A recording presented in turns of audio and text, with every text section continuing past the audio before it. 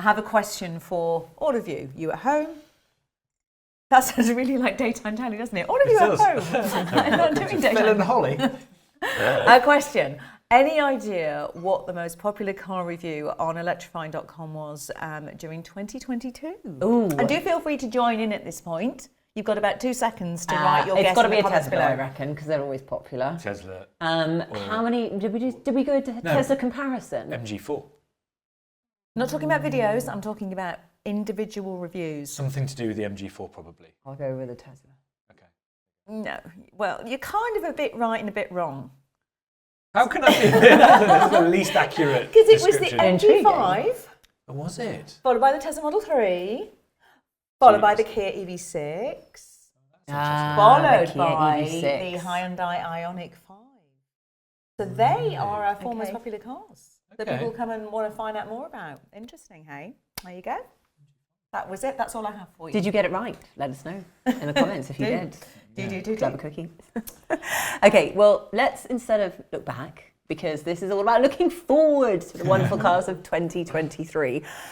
Because, well, we really want to give you the most comprehensive guide to what is coming up. And there's some really exciting things. But before we get started, please do remember to switch on your notifications so that you know when our new videos have dropped. It's like magic and it's really good, and there's loads of good stuff coming your way in 2023. Okay, who's kicking off? I am going to kick off, and I'm going to go with a Kia, in fact. Surprise, surprise, you like Kias. We all like Kia. Everybody listen, we really do like Kias. Did you know that Kia outsold both BMW and Toyota in the UK in 2022? I know, Really? right? Yeah. What put together? No, individual. You know, like they outsold BMW and then they outsold Toyota. They're hot on the heels of Audi. I mean, this is remarkable stuff. Yes. Where are you getting your facts from? I sit there and I don't go out She enough. counts them all. And I literally count stats on Sunday nights. When I know. That is amazing, though, how Kia has completely revolutionised its brand. The biggest brand turned glow itself up around, in the hasn't it? world. Glow, it is. I love that. It's That a is a brand good glow word. up. Anyway, so the car I'm really excited about from them this year is the Kia EV9. We saw the concept car properly, and actually, what we are going to see in not so long, a few weeks, maybe a month or so. Soon. Going to see a production version. But isn't it massive? I just keep thinking it's big. I'm just excited to find out if the solar panel is going to be on the bonnet or not. That's I think Oh, that's yeah. cool. That's that I was can't quite cool. tell you. I love can't that tell idea. you. I just think I'm sort of sick of having big, massive SUVs again. Don't you love big SUVs? Yeah, but only when I'm really far off road and I need I know, but chunky. to be fair to Kia, they do have the Niro at the other end of the scale. So it's not like they're only doing the big cars. But how big is it? Well, it's funny you say that because yes, it's big. It's sort of slightly bigger than the Sorrento. Okay, so that's their sort of slightly bigger SUV. Yeah, but it's not as big as their biggest car that they sell in the US, the Telluride. So it's Yeah, but that's the size of a house. It's okay. It's all right. And quite What a big about house. range? So is it big? Is that going to affect the range because it's heavier? Yeah, it's going to have that same 77.4 kilowatt hour battery that we get in the EV6. EV6 style, It'll have the same dual and twin motor sort of range that we get. Range will be less though because it's obviously going to be a bit heavier and chunkier. More useful though. Absolutely useful, and I think pricing is going to be not too scary either on it. what I they do think do. it's going to start with a 5. That's Wow. what they I do. know, but when you think, for me, this is what Land Rover should be doing. You know, it's kind of going to. Yeah, it doesn't. It's not affordable in basic terms, but in terms of the market, it's a in good terms of its pricing sector. strategy. And this is going to be a really well-built car. We know they build cars well. We know they do good interiors, and we know Great that charging. Great charging. It's going to have that really fast 800-volt charging architecture. So Anyway, so that's what I'm starting. So off will with. it be the Cool. most popular video of 2023? Oh, and the That's most a popular question. review. That's the one. Well, we will just come back next New Year's Day and let you know. review. Okay, well, I am going to keep it a bit real here. Yeah? Okay, for something makes a change. a bit more usable. The Fiat Panda. I love it. Yeah, who doesn't love the old Fiat Nice. Panda? It's gonna be brilliant. Originally on the market in 1980, which is quite a while ago. I was 4 years old. Were you? I Were you was- born then, Nikki? I was not born.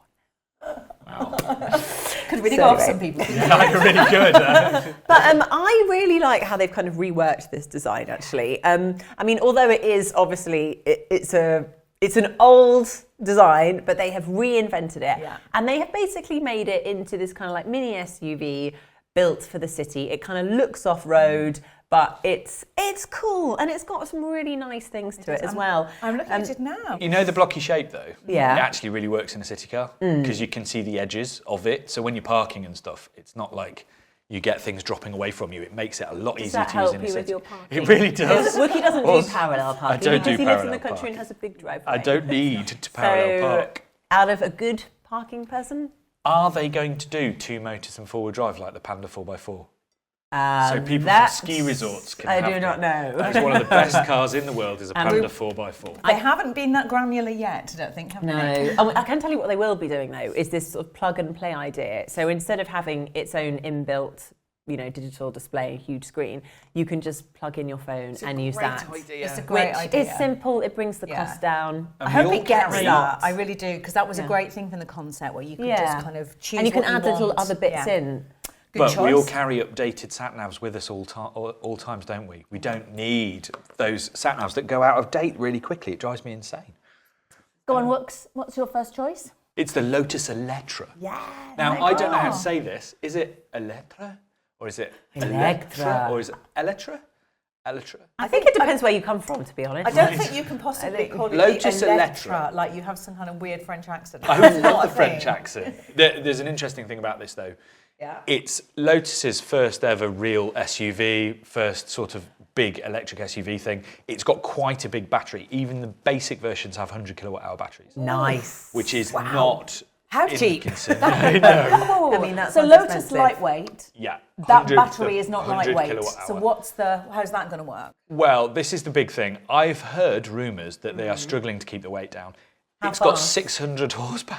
Okay. Which it needs because it's fat. Nice. And will sort of get from 0 to 62 in 3.3 seconds. But I've got Very slightly nice. less impressed with all of that. You still love it. I do. But Well, I'm I'm like, waiting for there's like another really fast version, the R model. Yeah, there is. 393 brake horsepower. But at what point does that trick become making electric cars super powerful become less? You don't care, do you? Why would you not want to buy the fastest one? Well, I want the one that does 373 miles of range, but I also want the one that feels like a Lotus. And I'm not sure a big SUV with a 100 kilowatt hour battery is ever going to feel like a Lotus. gonna I be think it's very going to feel like a interesting. car that's going to make money for Lotus. Possibly. And if that develops something like, wouldn't you love But a an big Elise SUV with a seems little to battery? be the way that a lot of the supercar companies are going. They're all bringing out their they own are. big SUV. It's They just really are. Big electric It's SUVs got are the to be way done. that they can make money and hide the weight of the batteries. But does that mean that we get an Elise eventually with a little battery hope that so. does really little and sport? where's the Jaguar F-Type with a little kind, small, Yeah. sporty? It's Where way are too- all the small, sporty electric cars? Waiting for solid-state where's batteries. Where's the electric MX-5?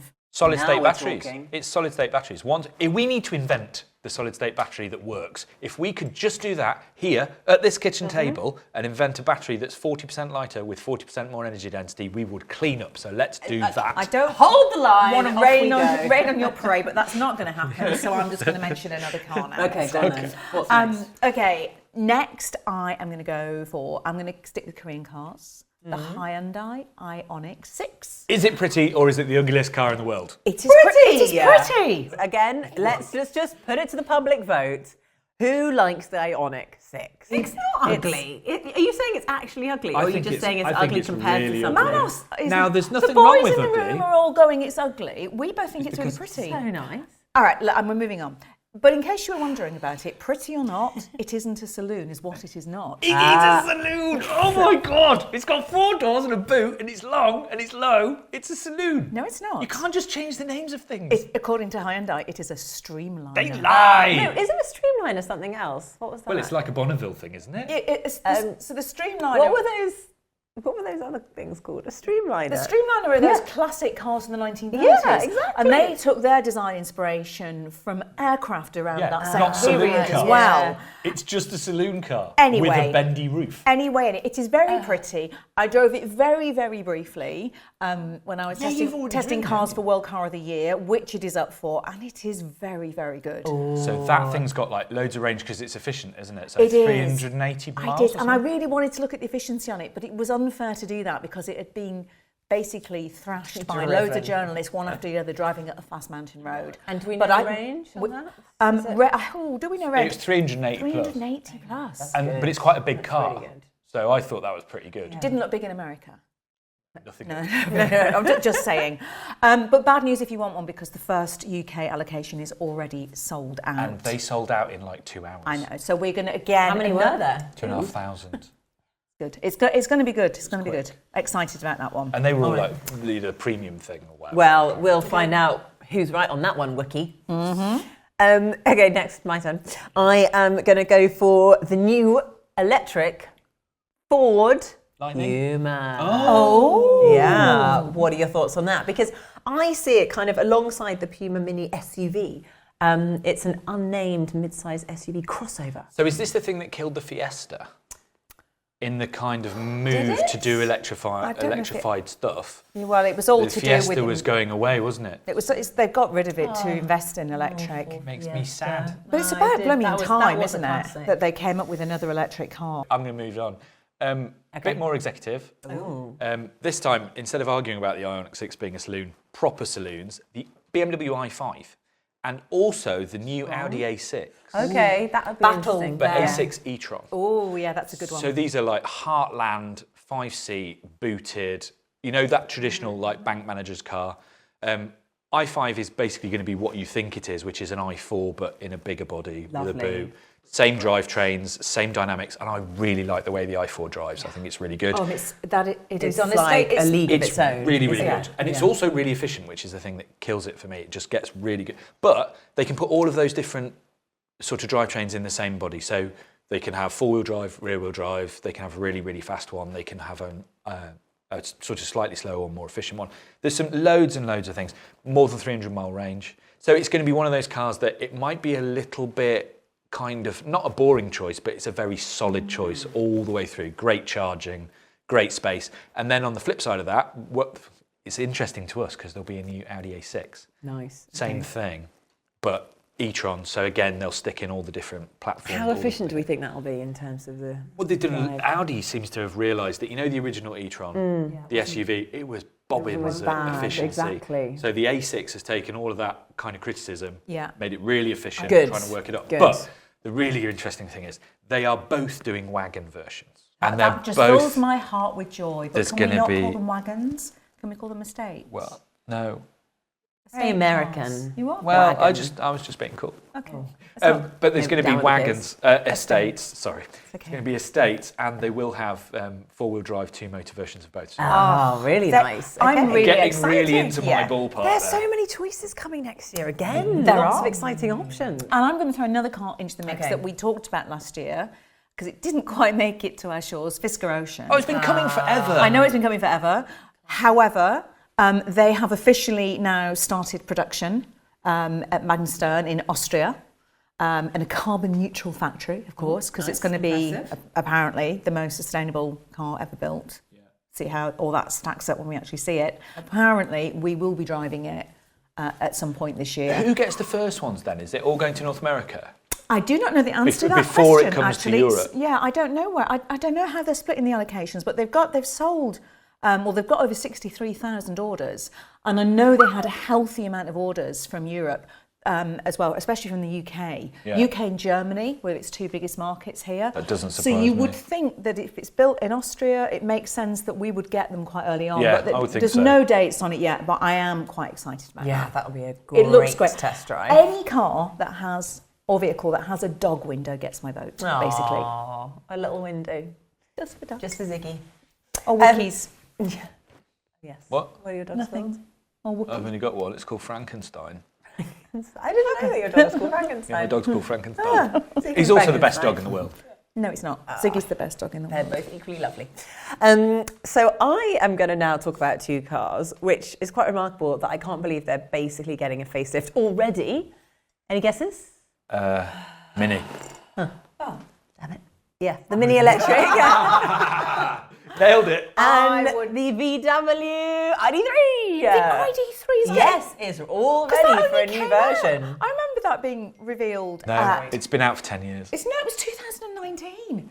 Yeah, but did it get here in 2019? No, Did it we came get right it? during the pandemic. So 2020. 2021. It was shown at because I was there, it was shown at Frankfurt. Is that getting a facelift in 2019? Or is it new? Or is it just getting decent tech? So we've got some really good tech. Okay, so the ID3 is going to have a new 12-inch screen, and I think there was quite a lot of customer feedback over the materials used inside and the quality. You two, mainly. And actually, they listened, which is nice. Specifically to hear. you two. Yeah. And that's been improved, so I'm looking forward to testing that out. And also there's a lovely new addition of a pair of cup holders. Again, things that these two very much complained about. And we've just got a hotline to VW, haven't we? Like, it's just not good enough. Yeah, cup holders we need, that infotainment system. Well, you're going to love this as well. There's also a removable luggage floor. Yeah, I actually love that. There are two things that I know about this. One is there is a rumour going around. You know, I hate the haptic buttons. Oh yeah. With a passion. They're awful, aren't they? And they're in the Cupra Born. They're in the ID3. They're in all of the ID models. Really they're going to put the buttons back. That'll be great. Yeah. It's absolutely rubbish, isn't it? Yeah, haptic stuff. I hate it. Really bad. And especially when they're not haptic. They're supposed to be haptic, and they don't actually. And they just call them haptic. And the other thing that's coming with that car is something that I found really convenient, but it's not around much. Is plug and charge. Plug and charge. So good. Just so good. So that means have you ever used it? For the uninitiated, really how does plug and charge work? So basically, the car will automatically authorise payment when you are going to a certain public charger. It's how amazing is that? You literally plug and charge, and it pays for it through an amazing system, and you don't need to worry about it. What's the Mini? Talk about the Mini. Yeah. Okay, so this is going to be the 4th generation car. To be fair, it actually looks quite similar to the current car at the front. Sad. The rear, however, looks quite different. Does it? Sad? What, you don't like the front? No, I think Minis look sad. Have you not looked at Minis? They look like they've got a little moustache that makes them look sad. Have a look. No, they don't. Minis look sad. We have totally different opinions. But it does have a different rear, so I don't know how that makes you feel. And there's also a new lights design. I'm going to move things on now to a brand that I am quietly excited about. Chanel. Not Chanel. No, very That's different. a different video. It is a French brand, but it is definitely not Chanel. Balenciaga. Citroen. Oh, yes. Now that's a good call. So they've got some good stuff coming. I mean, they haven't been remarkable so far, really. And then suddenly, they've been all right. All right, yeah, but Ami appeared, which was so groundbreaking. And then they arrived this year with Ollie. I mean, that thing is just incredible. Not real. It is real. It is I have spoken at length with their design team. There is nothing on that whole concept that will not make it into production, and that is what's exciting for me. That's quite exciting. It's the fact that, this is a car which is super, super lightweight, despite the fact that it's about the same size as an ID3 or a Vauxhall Mocha. Cardboard, isn't it? Parts of it are made of corrugated reinforced cardboard, which again is going to find itself into production cars. Like the 2CV. It's just a clever thing. Yeah, really clever. But rather than looking back to their heritage, they're really taking some of those old things that they were great about, doing lightweight cars, thinking about sustainability. They're really putting their money where their mouth is. And we gave them a Green Hero Award for the Ollie. So the first of the ideas from the Ollie are those very cool kind of mesh seats. And they are apparently going to be on the new C3, which is going to come. Super lightweight, but they're supposed to be comfy as well. And listen, I think from talking to their design team, they were you could feel that they're excited about the cars that are coming. That's good. So I think that they are really one to watch in this whole switch to electrification. So the C3 is the car that I'm quite excited about. I just think if they have the courage of their convictions, which I think they do have, and do what they say they're going to do, I think they could be really interesting. But look, anyone that can bring the Ami to market, goodness me, I mean, they have got courage, haven't they, to do that? And the same with Ollie. So it's harder to do with a more expensive car, though. The Ami is a quadricycle. It's kind of a low. How many Amis do they actually sell? Not very. I don't know the exact figure, but not very many. The thing is, the Ami's a really good PR. But I know for a fact they are selling more than the allocations here in the UK. That's interesting. They are selling. What's a pizza delivery companies?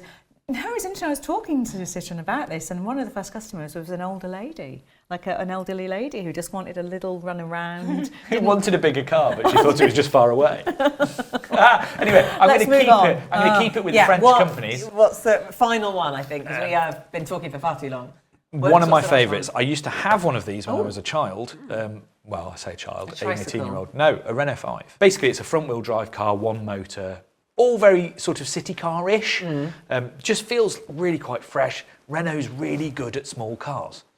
And we love them again, e-tech, electric.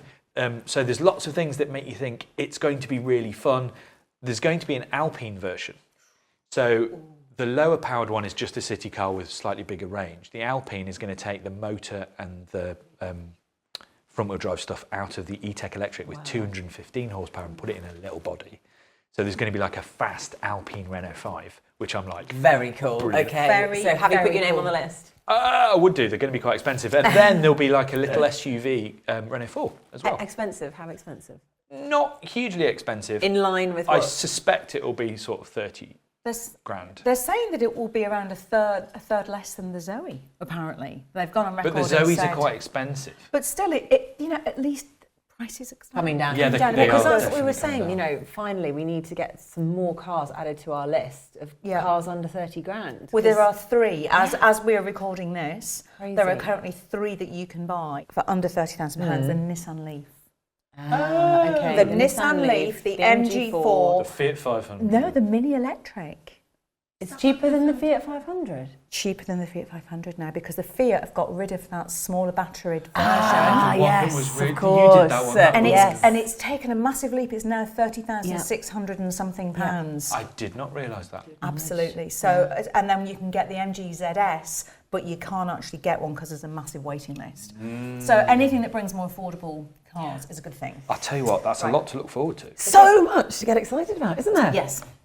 So if you had to make your top choice, not quite sure what the criteria is for your top choice, but what are you most looking forward to test driving? Okay. I really like the idea of your Panda. But then I like the Renault 5, so they're kind of the similar size. I like the idea of little, sort of interesting, like super minis. I think they'd be really good. It's a difficult one. It is a difficult one, it's but the I one with think... 1,000 horsepower. I'm going to go for the IONIQ 6, mainly just because I want to prove Wookie wrong. Because it is really pretty. Looks like someone melted it. I'm excited about the EV9, but I'm not going to go for that because I think the car that actually... Fisker Ocean for you. No. You've been no, obsessed no, with no, that car for I thought you were years. gonna go No, I'm actually excited to see the Citroen C3 because I think we do need more cool, affordable cars. And I just want to see what they've done with that, and I'm really intrigued by it. And I think anything to do with the fact that the Citroen Ollie video that you did was the highest watched thing we've ever done. Nothing to do with that. I think it is. Yeah, I just think let's get some more affordable cars out, electric cars out there. Then more. At the moment, you have to have a degree of affluence to get into an electric car, and we want more people to be able to drive them. So, on that note... There you go. Well, do you agree with what we've been saying? Have we missed one off? Quite possibly. Who knows? It's the start of the year. We're all really suffering from the Christmas hangover still. Do let us know in the comments below what you think and also what your favourite car for 2023 will be. Thank you so much for watching. And remember to click subscribe if you haven't done already and put those notifications on.